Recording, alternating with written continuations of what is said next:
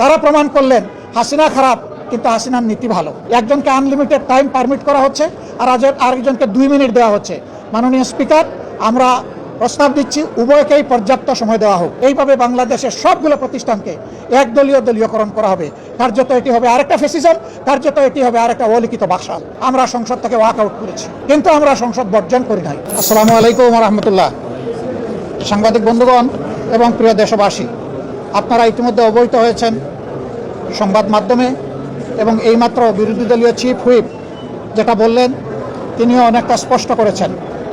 আজকে সকাল এবং বিকাল 2 দফায় সংসদ অধিবেশন অনুষ্ঠিত হয়েছে।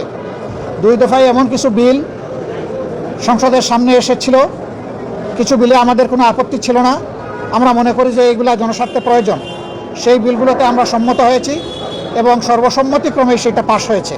আবার কিছু বিল সংসদে উত্থাপন করা হয়েছিল, যে এই বিলগুলোর মাধ্যমে সুস্পষ্টভাবে জনগণের অধিকার হরণ, সুপ্রিম কোর্টের এখতিয়ার কেড়ে নেওয়া এবং নির্বাচনী ব্যবস্থাকে ধ্বংস করার পায়তারা ছিল। আমরা সেই বিলগুলোতে আপত্তি উত্থাপন করেছিলাম। আমাদের আপত্তিতে আমাদেরকে সুযোগ দেওয়া হয়েছিল প্রথমে 2 মিনিট। আমরা প্রতিবাদ করে বললাম যে 2 মিনিটে তো কোনো বক্তব্য উপস্থাপন করা সম্ভব নয়। তখন স্পিকার মহোদয় প্রথম বক্তাকে 3 দফায় বাড়িয়ে 6 মিনিট দিলেন, যেটা ছিল আসলেই আমাদের উপর একটা কি বলবো, অবিচার। কথাটা বলা ঠিক হয় না, তবে সুবিচার হয়নি।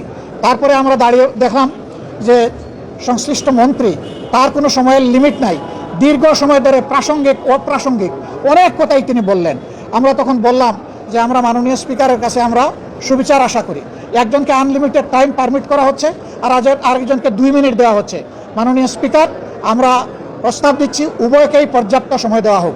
হ্যাঁ, সময় বাড়ানো হয়েছে, কিন্তু বিরোধী দলের জন্য সময় বেঁধে দেওয়া হয়েছে। 10 মিনিটের বেশি কথা বলতে পারবেন না। মন্ত্রীরা যখন দাঁড়িয়েছেন তাদের জন্য সময়ের কোনো লিমিট ছিল না, তারা আনলিমিটেড কথা বলেছেন।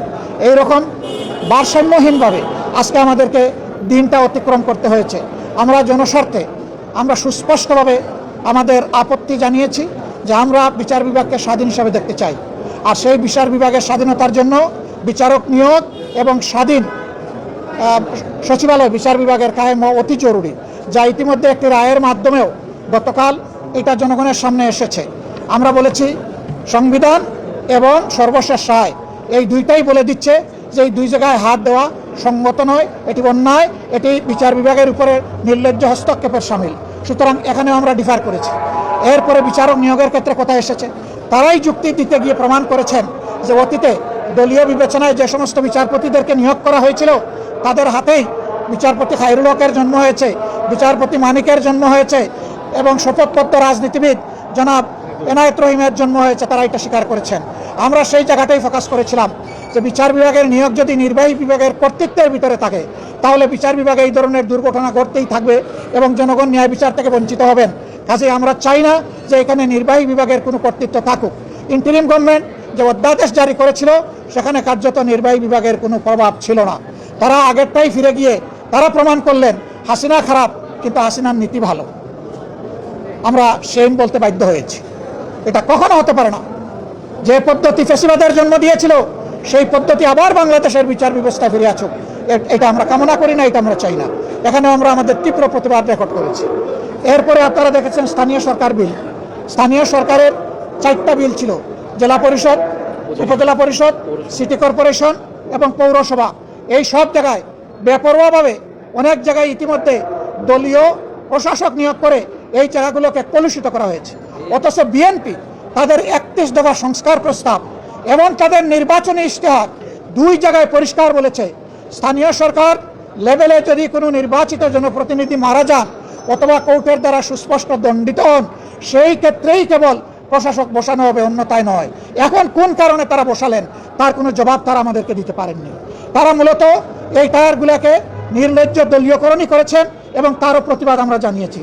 আমরা আশঙ্কা করছি এইভাবে বাংলাদেশের সবগুলো প্রতিষ্ঠানকে দলীয়করণ করা হবে।